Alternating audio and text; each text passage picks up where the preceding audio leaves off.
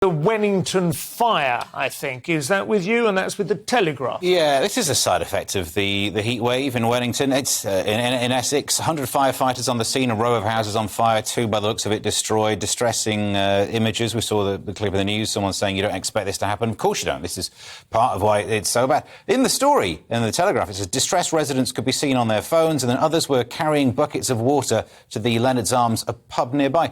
I don't know how much of a drinker you have to be that you think you need to take water to a pub. Take buckets of water to a pub, that's one thing, isn't it? But I suppose people do react sometimes unexpectedly, don't they, when there's a sort of disaster in their midst? They don't quite know. I think they've got water in pubs, but it is a side issue. What, for the gin, you mean? Yeah, to water down the beer. But, I mean, look, fires happen even when there's not a heat wave. Yeah. But heat waves are going to be a contributing factor on how easy it is to set fire to things. Flashpoints of liquids and dryness of solids and whatever. And it has been pretty dry building up to it as well, of course. It's not just the heat, is it? It is the tinder, but... And this is the thing. There would have been more fires during the one in 76. That's the reference that everyone goes to compare it to. And there were more deaths in 76. There would have been warnings in 76 as well. Nobody had water at all in 76. It hadn't been invented. We discussed this previously, but I mean, no child ever left the house with a bottle of water to get through the day in 76. Yeah. Maybe you lapped at a swimming pool or something, or maybe found a river. But there was a drought, and there was a drought minister back then. Yeah. So I think if we would have had a minister for drought today,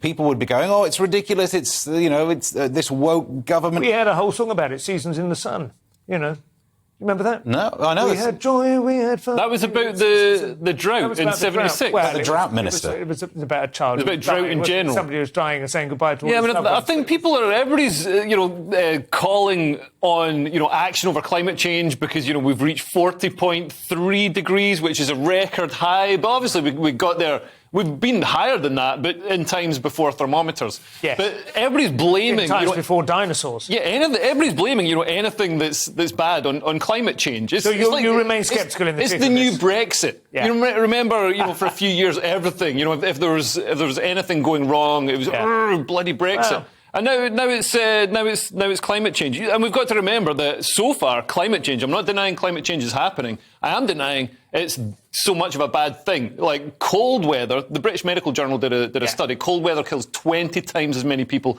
as hot weather. I think we just have to learn to adapt to hot weather, don't we? What would be bad, of course, if everyone installs air conditioning, that will put a much greater burden on the national grid and on the fuel price. So just me in my shed. They're the only ones who should be allowed it. And Prince Harry should be allowed to get a private jet wherever he wants and have as much air conditioning as he wants. And everybody else should be told not to. Everybody else should be like that fellow I saw on the internet who spent the day in his wheelie bin, filled up to the chest, roughly, with water, and he was fine because that's a fairly small amount. It's like an effective, small area. I bet that stank.